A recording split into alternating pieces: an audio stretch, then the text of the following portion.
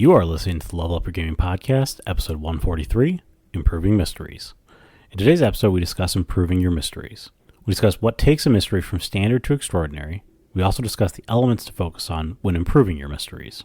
If you'd like to participate in the discussion or leave us feedback, you can contact us at levelupyourgamingpodcast@gmail.com or find us on Facebook at facebook.com/levelupyourgaming. If you like the content and want to hear more of the show, subscribing will ensure you don't miss an episode. New episodes come out almost every Wednesday. Also, please review, tell a friend about the podcast, or share with your gaming group. Now sit back and enjoy the episode.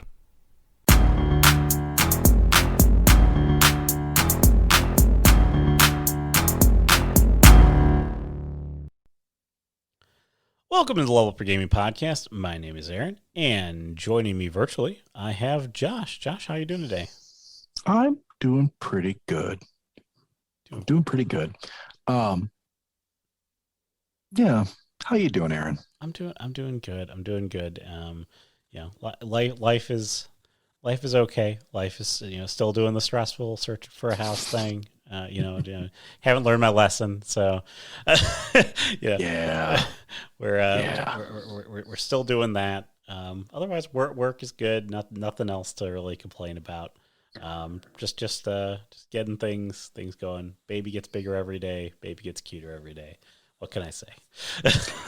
There is an upper limit on that cuteness, though, and I think it's about the time they start talking back to you. I was gonna say once she starts talking back, it's gonna be a little bit harder to maintain that facade of, oh yeah, she gets cuter every day.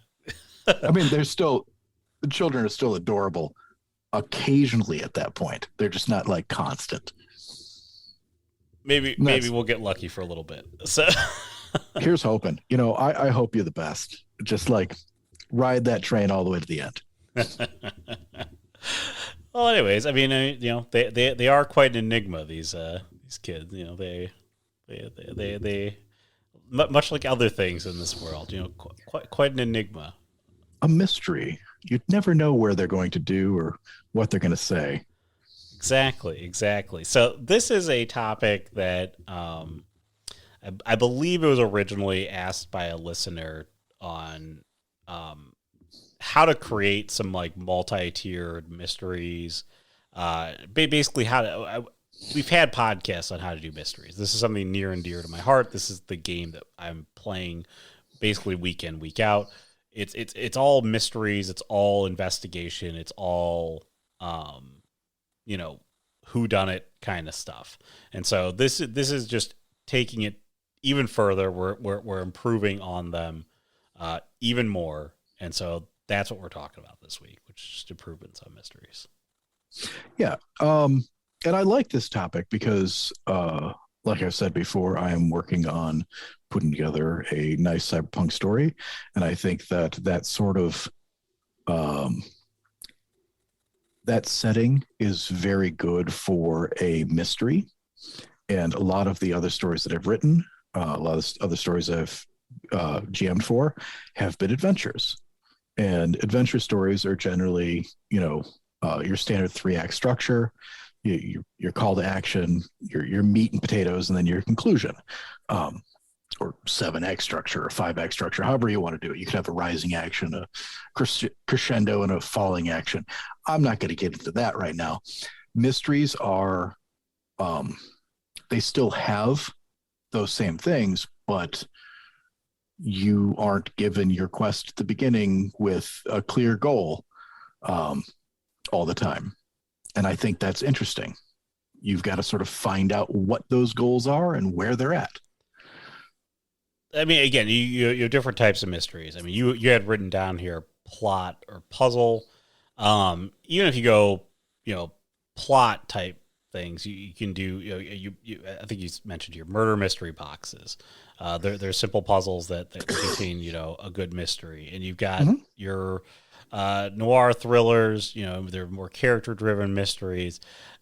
They're all puzzles at the end of the day. They're puzzles that involve thinking through information that you're going to give your players and your players then have to try to discern the best way to use that information. They're kind of puzzles though with like open-ended. It's almost like the cheat code to puzzles, which is it's a puzzle without having to get your players to actually learn how to solve a puzzle.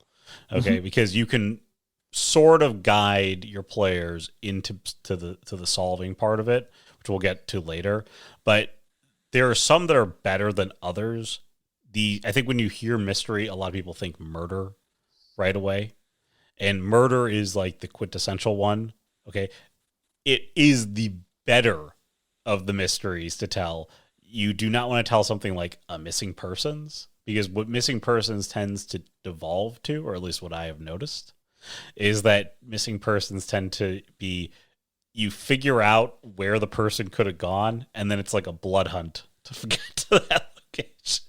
Okay. So Yeah. they lack a lot of, stuff underneath it. There's like a bait and switch that you can do with mysteries too, which is you are looking into one thing and then it turns into this whole other thing. That's the bigger mystery. So there's a couple of ways that you can structure them out and lay them out. But just think about, how when you start to gather information, and we'll go over that, how you follow the trail and what the best, outcome is. And are you going to be interacting with more people than just like, I need to find out where this person went? Who was the last person that saw this person? Like, what be it?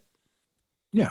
I think another thing to think about when you're sort of thinking about setting up a mystery is this the whole game? Like, is this a mystery game? Or is this the whole point of this is to solve mystery X? Or is the mystery that you're presenting just part of a longer term story? And those two things can be a bit different, because if you've got a mystery that is the entire point of the story, that mystery has to sort of move the players around the map. It has to have information for them to find, or places for them to go, all over whatever your world is going to be. If it's just a city, if it's just a town, if it's a countryside, if it's, one apartment complex, whatever it is, your mystery needs to move your players around that space so that they've got different scenes to go to, and sort of utilizes what you've created. And it influences the scope of the game. If you having a murder mystery, or a stolen objects, or somebody that's been kidnapped, or whatever it is, then it really influences the types of characters that are going to be involved, how the players are going to interact with them, and I think definitely the area that you're going to be presenting to them. If the mystery is just a subplot, if it's just like a part of a greater adventure, your players have been out adventuring and venturing, and they come back and something's happened, and now they need to figure out what it is, then it can be a section of your game. It can be a section, and it can sort of like narrow down the whole, episode in a bottle sort of thing, where you contain it to a smaller space so that it sort of focuses the action into a small place and what's going on. It definitely needs to be interesting enough to warrant the attention. So it's got to be something your players are interested in, but it should, I think it should tie into whatever your overall plot is. If you've got a big adventure going on, you don't just have a mystery just to be having a mystery. It should sort of be involved. It should have a reason to exist in your world. Yeah, I mean, I'll echo one of the things there that you said about the scope of the game. Even if your full game is a mystery,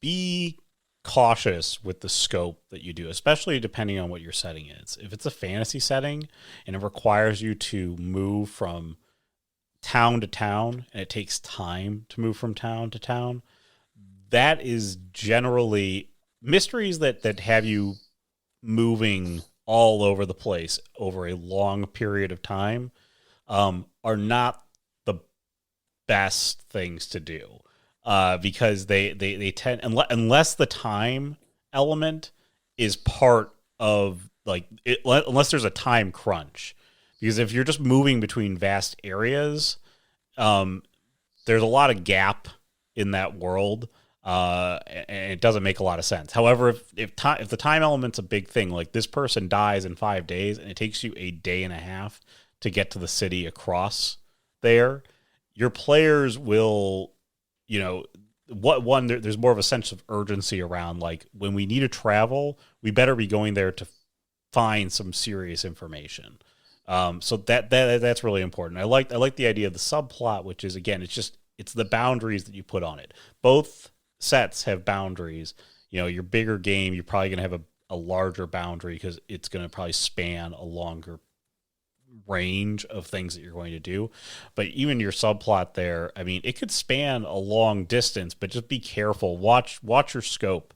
Okay, I was gonna say scope creep right there, which is just a developer term, but it's really true in this case here, which is that you could totally have scope creep in your mystery, and it can bog down and really take away and detract from what you're trying to do with the mystery. Yeah, I'm really glad you picked up on that because that is exactly what I was thinking when I was writing that note. Yeah. So, how do you design a mystery, Aaron? So I am you had a beautiful long list here. I'm gonna say screw it. I'm not following your list, Josh. Okay. My immediate thing when it comes to mysteries is I boil it down to two things. I boil it down to simple and complex mysteries. Okay.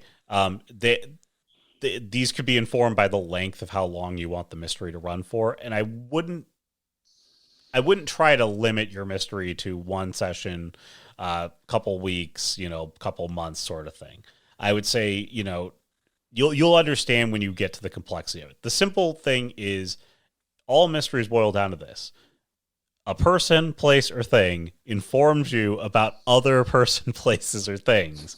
Okay. And you will go to those locations, ask questions, and gather clues to find the next level of the mystery. When Jared and I had talked about the subject before, he started using what was called I think it came from like some noir role playing book, this glacier model, where your inception point of the mystery fans out to all these other places, and some of those trickle down to the next tier, and some point to the same location, some loop back into other parts on the first tier of the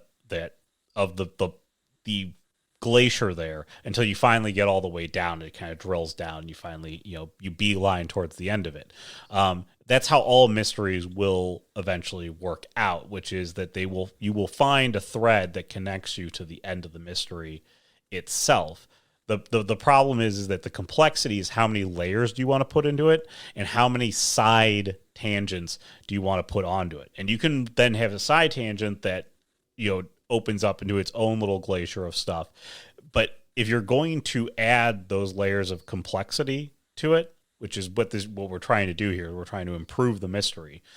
The complexity that you add into it at each level, make sure that it doesn't like bog down the game. I mean, like you make sure that you have a purpose to, like, if you're going to go direct the players to go do this other thing in the game, that there is some payoff at the end of that chain, or that the chain stops really fast.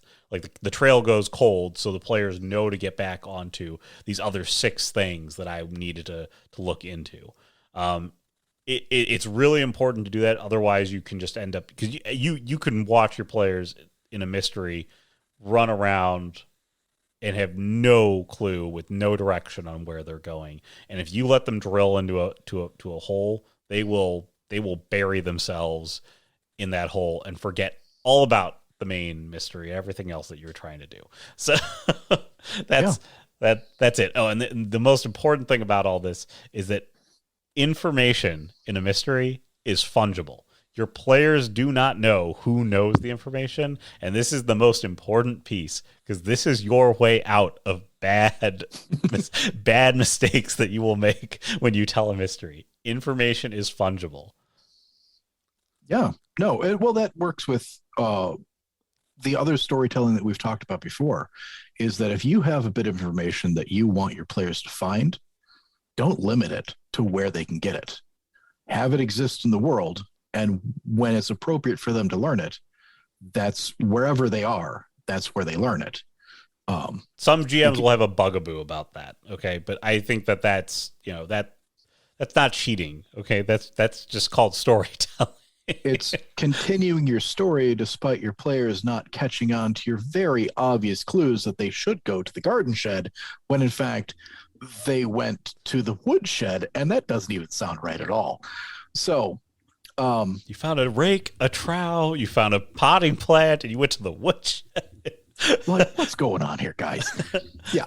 So yeah, I had written down length of mysteries as one of the first things on my list, and I put in one night, a couple weeks, a couple of months as sort of a guidelines on this. But I think the real thing that I was putting down was sort of the complexity, and I think that you sort of laid that out really nice there. Those single session mysteries are just that. They are just a puzzle. They are something that somebody can get through in a night. And we had talked about this earlier, and we talked about this in a previous podcast. I love those murder mystery boxes, those like Hunt a Killer or the packets you get from your local library, if you're so lucky to have that available to you, where you have just a pile of clues all right in front of you, and you just sort of have to sort through them, find out which ones are relevant and how they interact together. And your players can enjoy that sort of thing, but it's not going to last. That's not a long-term thing. That is a puzzle, and that's something that you'll set up and they'll be able to solve and be done with.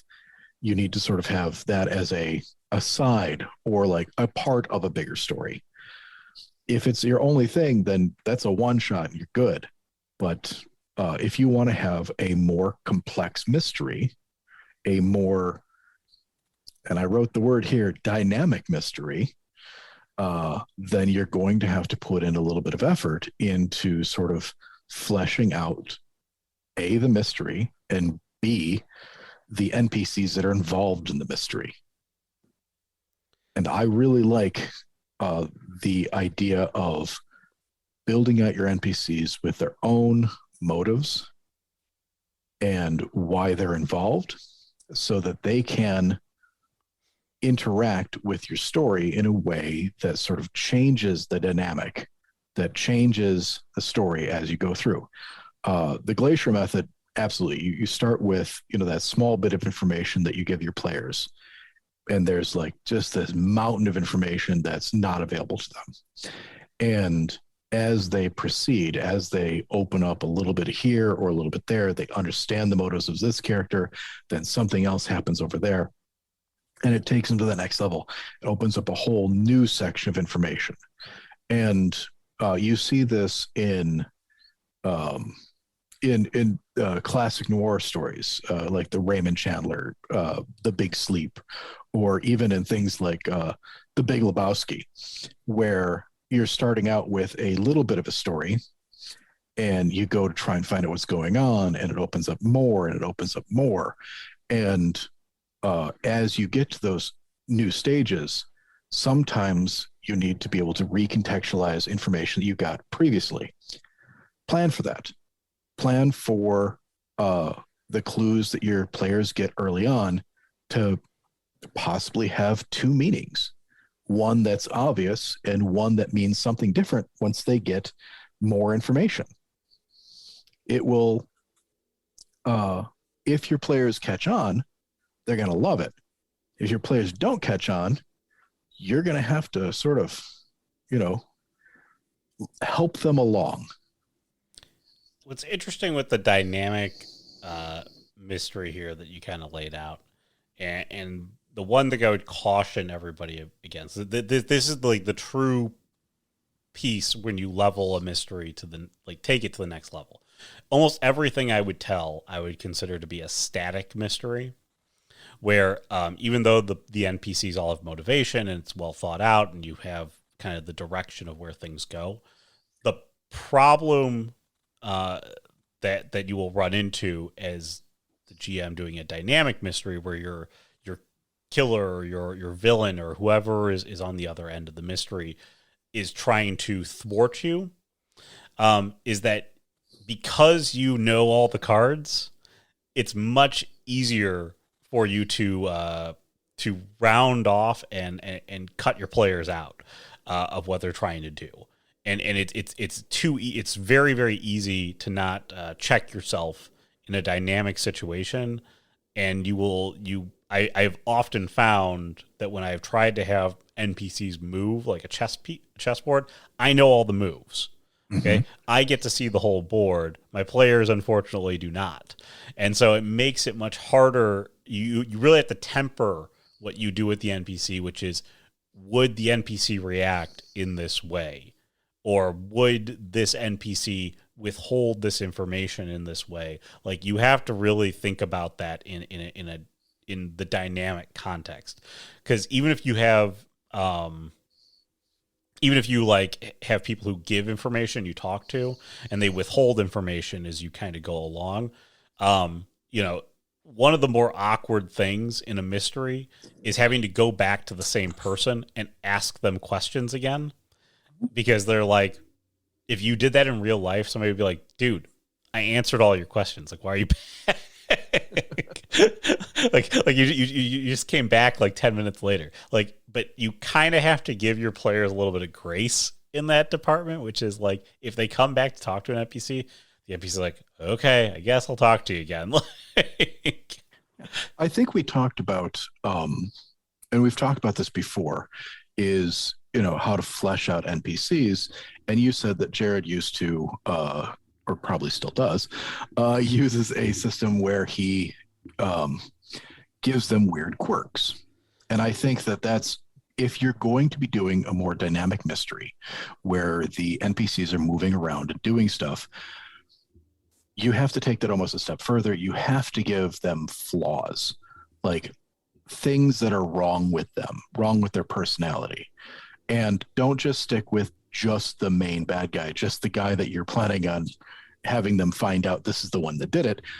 Everybody should have something involved. Anybody who is one of the usual suspects, to coin a phrase, I just made that up. Anybody who's one of the usual suspects would be a usual suspect because they have a flaw, because they are acting shady, because they are acting weird in the situation. But having, a laid out, this guy is really weird about money. He's very stingy with what he gives out, and is or this person lies about where they were, even if you know what just happened. There's a lot of flaws you can add into somebody that allow you to sort of prevent yourself from playing that whole chessboard, because the characters themselves have those flaws. And if you look at them, would this person do this thing? No, they can't. They literally can't do the right thing because you've already laid out that they're not allowed to do that. And that will allow the players to sort of move into them and find the information you want, because these people are flawed, because they do leave clues, because they make mistakes. And you have to have that in order for your characters to actually move like real people in a mystery would. In a whodunit, somebody has to leave clues, and there is no perfect murder. Okay, if you make one in your game, then just accept that your players will never figure it out. Yeah. Well, I think it's a perfect murder is not fun to try and solve. No, it's infuriating because you go, there are no options now. I don't know what to do. And then your players sit there looking like, what do we do next? So I like the idea of talking about the flaws with NPCs there, because those it gives anybody that you talk to any reason to lie to you, and they could lie to you about weird things because their flaw, like you said, their flaw is about money. So maybe they are not being forward with you about information because they're in debt, and maybe they don't trust you because they think that you're here to break their legs. Okay. Like there's all sorts of reasons why people wouldn't tell you stuff. That's something that had been previously talked about in the podcast back in the days with Jared, is that understanding what pieces of information are so important and so guarded to a person is important. And it might not be the information that helps you solve the mystery. It might just be other information that the person's just like, I won't talk to you about that. And that, that can trip up your players as well, because your players are like, I need to know that piece of information. And you're like, and I think a great way to sort of create flaws for the rogues gallery of your mystery, another thing I just coined, would be to look at the means, motive, and opportunity of these people. yes, Whoever was the culprit, whoever actually is the bad guy in your story, would have all three. They've got the reason to do it, they've got the ability to do it, and they were there when it happened. But if you look at everybody else, they need to have some combination of at least one, if not two, of means, motive, and opportunity, because that gives them reasons to lie. That gives them reason to be involved in the mystery. And it makes your players look at it and be like, oh man, we've got like 8 people that could have done this. Now we've got to figure out which one of them it was. And they can go through and they can eliminate them. They can find clues about these things. Maybe they find clues that make it more. It seemed like they're more this way, or that they're more of a suspect now. And all of these things can help you to sort of plan out how those NPCs are going to interact in this world. Because if they had the opportunity to do a crime and now that crime happened, but they didn't do it, well, they're afraid. What are they going to do? They're going to act like a suspicious person, and that's going to get them in trouble. And I think that makes for an interesting NPC, and that makes for interesting interactions for your players to try and trap that person up and find out what's going on. No, that's exactly. Again, the means, motive, and opportunity are what you're going to need to add to the. If your players have picked up on the mystery itself and they're trying to piece it together, they're going to need that. And when your motive is probably going to be the hardest one that you're going to have, because you're going to think when you start this mystery that you've got a great motive for that person, and you're going to find as your players walk through this that motive is flimsy, it's weak, and you need to adjust it. I say this from experience that you really need to have a solid motive for your villain or your perpetrator. And again, the opportunity and the dynamic nature of the mystery, typically what I would do in a dynamic mystery, if I'm going to have the suspect continue moving, is that when the players start to run cold, let's say it's a murderer, okay, they murder again. Okay, it helps your players find the answers. It helps your players move along. You have to sort of grease sometimes in the mystery and get your players to start going along, especially if they're not picking up on your means, motives, and opportunities for different people, or if they're not searching for that. People, your players will think all the time that this NPC has to be the NPC. Okay, that this is the guy who had to have done it, or that's the person you kill. That's the person that gets murdered. Okay, if they suspect one guy and it's the wrong guy, now he's dead. Now you've eliminated him from the board. Okay, but make sure that if you're going to end up eliminating that person from the board, that it made sense that the person who actually did it wanted to kill him. He can't just be somebody who dies. No, because then you may need to sort of move some information into that player. So players all think that Bob is the one that, killed rich old Mr. Moneybags, but it was actually Frank. But so you've got your players narrowing in on Bob, and they're trying to catch him. Frank goes and kills Bob because Bob has information about Frank. And when the players were going to end up confronting Bob, Bob was going to spill the beans. Okay, now Frank has a reason to have killed Bob. And maybe by killing Bob, he has in fact tipped his hand. And you get that new information that sends you over from Bob to Frank. Yes. No, that gives you more means about it. I mean, assuming they know who each other are and all that stuff. Yes. I think the key to the good mystery is the clues that you add to the mystery itself. And this is, I mean, aside from the suspects will give you clues. The suspects should be interesting. The suspects should be multiple, as you mentioned. But the clues also have to be multiple and have to be interesting. The clues have to be meaningful to the players. So again, you said that they should relate to the means, motives, and opportunity. Yes, they should. They should. If you gathered all the clues, they should be able to point you to the perpetrator, whether it be, or they should be able to point you to how to solve the puzzle in front of you. Okay, if you can't say that about all of your clues when they're all put together, maybe some of the clues relate to other clues. Okay, if you can't say that at the end of the day, then your clues are insufficient and lacking something. So make sure that, and this is the biggest fear when telling a mystery, is that by giving the clues, the players are going to figure it out. Yeah, they will. That's how it works. That's the point. That's how it works. That's the point. It doesn't matter if your players jump to a conclusion based on 3 clues or based on 100 clues. Okay? At some point, they're going to make the leap and figure it out.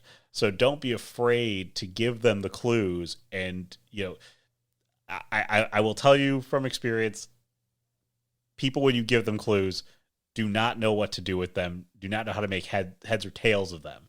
Okay? But unless you have people of questionable scruples, I mean, like handling a mystery. And so, based on flimsy information, they shoot the first person they think is the guy. Well, once again, and I think we may have mentioned this on the podcast, know your players. Like, don't send murder hobos into a murder mystery. Now it becomes a murder hobo mystery. Yeah, eventually, if they do kill everyone, they'll eventually get the guy. Yeah, not a great solution. It is a solution. Yeah, so leave no suspects alive. But clues are important. I was actually putting together my list of clues from my mystery, and I was putting it actually into a spreadsheet. And I was labeling each clue by person and whether or not that was a means, motive, or opportunity, and how that clue sort of related. And building out this spreadsheet, you can end up with a lot of information, and your players don't need to see all of it. Your players may only get bits and pieces of it. Once again, information is fungible. It can show up anywhere. You have to be able to say what parts are useful and what parts aren't, and sort of make sure your players get that. But clues need to tell the story. They need to show why whatever happened, and why the people involved were involved. Yes. Again, any clue. Again, your clues could be, you mentioned puzzles. They can be from the interviews that the people you're talking to. They can be from, actually investigating different locations. What else you said? Hunts? I don't understand what that's supposed to mean. Yeah, I knew what that was when I wrote it down. I don't know what I wrote down now. So yeah. But again, you can catch them from places. You can catch them from objects. Like There's all sorts of different things that you can do in terms of giving your players the clues. Some clues are better than others, obviously, and you want to be careful with clue. You want clues to be able to propel you to more information. Anything that you give the players, unless it is meant to dead end, needs to point to more information, or when paired with something else, points you to more information. Yeah, absolutely. The pairing with more information is a fun way to make a clue that doesn't seem to mean anything.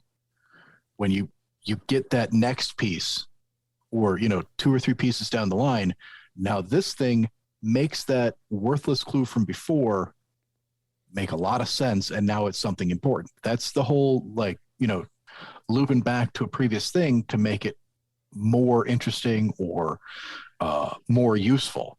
And it's a lot of fun that way, because then your players are invested in looking back through all the clues to see what else they missed. And they can start putting together more of a story now of what had happened. And now you've got a more interesting mystery. Yes. And so, I mean, what does this lead to? These are my golden rules with mysteries. I don't know if Josh has these golden rules. Probably not, because I wrote them all. Yeah. But I keep saying it, and Josh has said it before. We've talked about it in multiple podcasts now. Information is fungible. You need to keep that in mind. It is your get out of jail free card in a mystery. Your players do not know who actually has the information, but if they don't go to the person who's supposed to deliver them, if they don't talk to the wizard, okay, if they don't go into that cave and notice the pool of blood with the pendant in the middle of the pool of blood, like, you players, and then those are key clues to get to the end of the mystery. Okay, not like obscure clues; those are like solid clues that help you get to the end of the mystery. You have to find a way to give those players that information somehow. Somebody else has the pendant. Okay, it's no longer in the cave, because the players are never going to go in the cave. They got no damn interest in that cave. Okay? Believe me, it's happened more times than I can say. It's so important to make sure that information, and even clues, which is information, are fungible to some extent. Okay, and then between your sessions, make sure that your motive makes sense. Make sure that the information that you are directing your players through makes sense. There is a maintenance period between sessions. This is the time for you to adjust things and go, I have not planned this appropriately. I have missed something. Or my players are doing something that I did not plan for. I better have an idea of what information comes out of that piece of those actions. So use that time to make sure that your players can successfully navigate their way to the end of this mystery. And then this is my favorite one. Talked about it so many times within the podcast. I don't know if you agree with me, Josh, but you need to make your mystery 2 steps stupider. Okay? Nobody thinks like you. You are not, unless you write perfect mysteries, okay? Unless you write the murder mystery boxes. I don't know, maybe one of my listeners does. Okay? If you do, good for you. You probably have a perfect way to work things out, and you're like, the players will figure this out as time goes on. But if not, if you're like me and you have a lot of gaps and holes in your mystery that don't make sense, make it 2 steps stupider. Well, those murder mystery boxes, they have really obscure clues. Okay, they do, but they also have websites you can go to that give you clues on where to find the clues. So if you're lost, they've already made it 2 steps stupider. They actually have, a generic clue, a less generic clue, here's where the clue is, you dumbass, built into a lot of those things. And so, yeah, I completely understand. Adjust your mysteries, adjust your puzzles, adjust the difficulty level for your players. And 2 steps stupider? Maybe you don't need that. Maybe your players are right on it. And at least until your players have gone through several of your mysteries and sort of understand how your mind works in crafting them, I would highly suggest make them 2-step super. Yeah. I think one of the other things that I run into for this particular point is sometimes your players are not paying attention when you're describing things, and sometimes they will miss stuff. So being able to reiterate that, or to give that that puzzle in a different way, or make it easier for them, is going to be useful, because sometimes your players just aren't paying attention all the time. Again, that it's you have a couple cheat codes to get them out of the woods. And then the other thing that's really, really important, this was actually brought up on a work Slack channel, and I read I read a whole article about it. I forgot who wrote it. I'll have to figure that out. I'll have to go back in time and figure out who actually wrote it. But somebody talked about how to actually solve mysteries and puzzles and things like that. And the key is, at a minimum, you have to have 3 different ways to solve any part of your puzzle, or any part of your mystery, which means that aside from finding the actual clue, the players could do this, and it would also result in the same action. And the players could also just brute force their way through something, and it would result in the same action. You brought up, before we even started this podcast, the glass onion. And at the very beginning, there's a puzzle box, and this isn't a spoiler because it happens literally right at the very beginning. Okay. A bunch of people solve the puzzle box. Okay. And then one person has the puzzle box and breaks it open with a hammer. Okay. Yeah. And that should be, base options. I would take that actually a step further in some of these mysteries. Having read a number of noir thrillers, you don't always solve the mystery.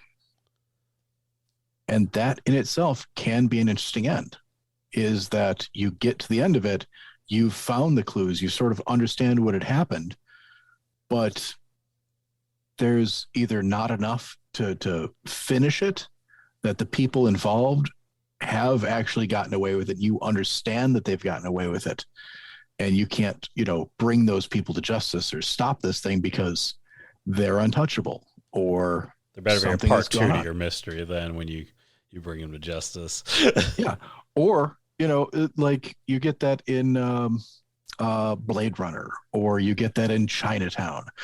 These are mysteries where you get to the end of it, you understand what had happened. Your players have all the pieces, and they're like, well, but we can't, literally can't do that last step because of X, Y, or Z. And getting your players to that point can either be frustrating, or it could be just the sort of mystery story that your players want. And that's up to you to sort of know what your players would like. What sort of story do you want to tell, and what sort of story are your players willing to accept from you? Yeah, that's a tough end right there. Oh man, I could go on for mysteries for a while. We'll have to come back to this topic again. Do you have anything else you want to add to this podcast, Josh? No, man. I think my favorite movies, my favorite books are mystery stories, where you're given a little bit of information at the beginning, and maybe you get clues throughout the whole thing. Noir has always been a favorite of mine. Even like the sci-fi noirs, they're great. I'm looking forward to it, and I like talking about this as well. It'll be interesting to see how your mystery story goes, and whatever mystery that you've got in your story. You can give us recaps of it every week until we finally get to the end of it. So it'll be interesting. Well, we got to finish our other game first before I start on this one. So. All right. Well, that's going to wrap us up for the week. If you have any thoughts on the improvements on mysteries, if you have ways that you improve your mysteries, let us know. levelupyourgamingpodcast@gmail.com or facebook.com/levelupyourgaming. We are also on YouTube, so smash the like button there. Subscribe to the podcast there. Otherwise, subscribe to the podcast on your favorite podcast site. Review the podcast, recommend to a friend, all those good things. And that's going to wrap us up for the week. So for Josh, I'm Aaron. Have a great week, everyone. Ah.